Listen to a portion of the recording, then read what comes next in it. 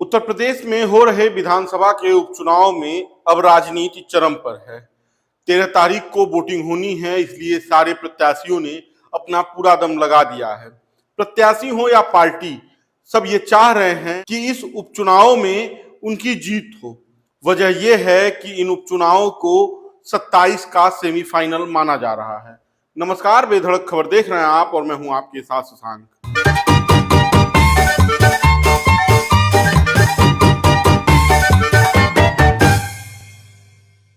और आज हम अपनी रिपोर्ट में आपको बताएंगे कि उत्तर प्रदेश में हो रहे 9 विधानसभा सीटों पर 4 सीट, पहली अलीगढ़ की खैर, दूसरी गाजियाबाद की सदर, तीसरी मिर्जापुर की मझवा और चौथी अंबेडकर नगर की कटहरी सीट पर राजनीतिक दलों का क्या समीकरण है।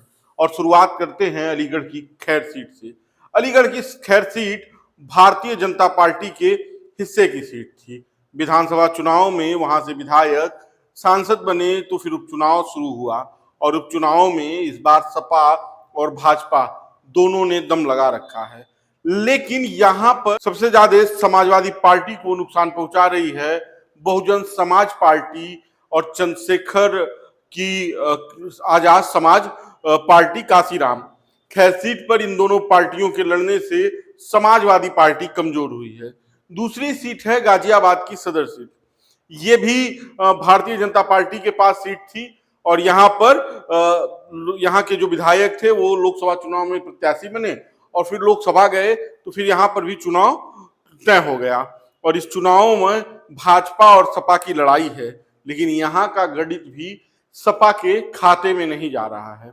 अब हम आते हैं मिर्जापुर की मझवा सीट पर। मझवा सीट इस समय काफी चर्चाओं में है। चर्चाओं में इसलिए है कि निषाद पार्टी के राष्ट्रीय अध्यक्ष संजय निषाद ने अपने एक कार्यकर्ता हरिशंकर विंद को और उनकी पत्नी को टिकट दिलाने का वादा किया था। बताया था कि आप चुनाव लड़ेंगे, लेकिन ऐसा हुआ नहीं और हरिशंकर विंद ने तमाम आरोप डॉक्टर संजय निषाद पर लगाए और मझवा सीट से जो विनोद बिंद पहले विधायक थे वो लोकसभा चले गए, इसलिए वहां पर चुनाव हो रहे हैं।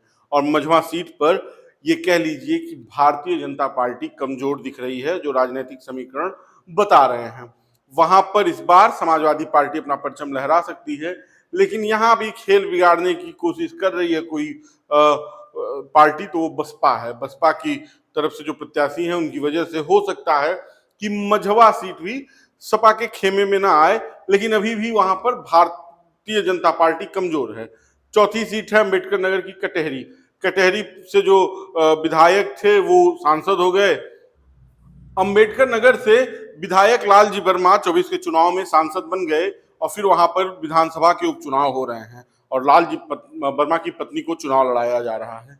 और बताया जा रहा है कि अंबेडकर नगर की कटहरी सीट एक ऐसी सीट है जो सपा के लिए सबसे मुफीद है। उसके बाद से करहल से अखिलेश यादव विधायक थे। लोकसभा चुनाव में वो कन्नौज से सांसद बने तो मैनपुरी की करहल सीट से इस्तीफा दिया और वहां पर उपचुनाव हो रहा है। और इस चुनाव में एक ही परिवार के 2 लोग हैं, अखिलेश यादव के जीजा और उनके भतीजे, दोनों लोग चुनाव लड़ रहे हैं। अब देखना है करहल की जनता किसके साथ जाती है।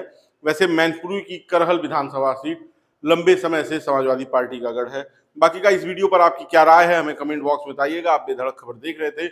आपको दीपावली की ढेर सारी शुभकामनाएं। धन्यवाद।